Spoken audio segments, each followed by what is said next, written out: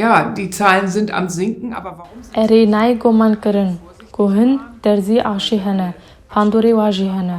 Em hemî di rojnameyên de dixwînin, lê ez difikirim ku bandorên Elî li gorî hejmara nisbeten biçûk in. Heke hûn derzî aşî nebin û berî her tiştî bi riska hûn derzî aşî nekin ji ber ku hûn ji xetara vergirtina korona heye. Tenhingî ev pir caran pêvajoyên dijwar in.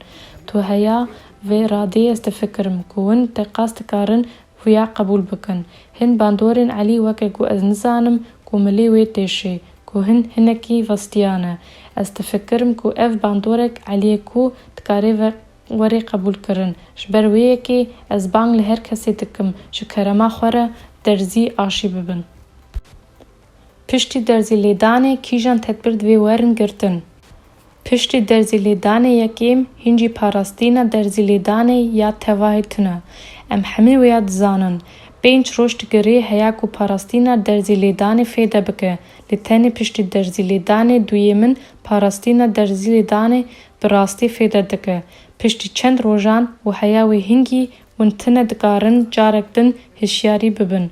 Dûrî, paqijî, rêzkirin. Ji kerema xwe hemî pêbend bin.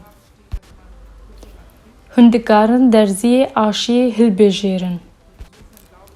Wê gavê ev nikarin. Wê gavê astxwazînîka serbest e. Berdan û her kesê ku dixwaze dikare bi astxwazînîka derzî aşî bibe. Wê gavê hûn nikarin ji dixwazin diyar bikin. Hûn kengî bi tevahî tenê parastin. Wê hingî hûn dikarin dîsa ya ku hûn dixwazin bikin. Na, hûn hê nikarin vêya bikin. Lê hûn tenê piştî derzîlêdana duyê min bi tevahî tenê parastin. Ji ber wê yekê mirov hewceya di derzîlêdanê ye. Hûn bi tevahî tenê parastin. Ger ez rastî bibêjim piştî 5 rojan piştî derzîlêdanê duyê min. Lê dîsa jî hûn nikarin tiştê ku hûn dixwazin bikin. Çimkî ji ber cavkirtina kesên ku derzî nebûne. Divê hûn hîn maske dênin û xwe dûr bigirin. Ji ber wê yekê bêguman ev jî girîng e. Ku heya ku parastîna derzîlêdana me yê tam tune ku em bêne ceribandin.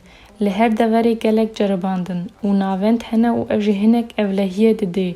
Gava ku hûn hatin ceribandin û hûn zanin ku korona we tune, hûn dikarin biçin xwaringehêk wek minak. Dibe ku ev ji bo hinekan ji balkeş bê, an jî dîsa werişê bikin.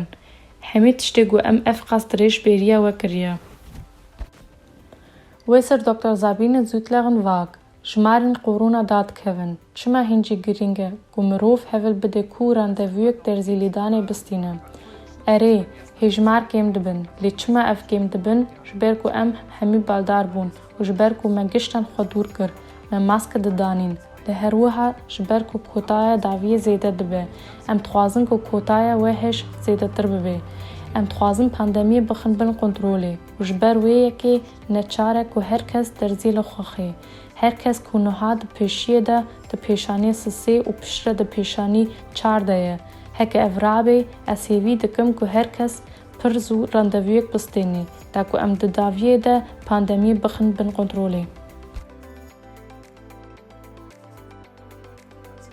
oder wieder Sport machen, all das, was wir so lange vermisst haben.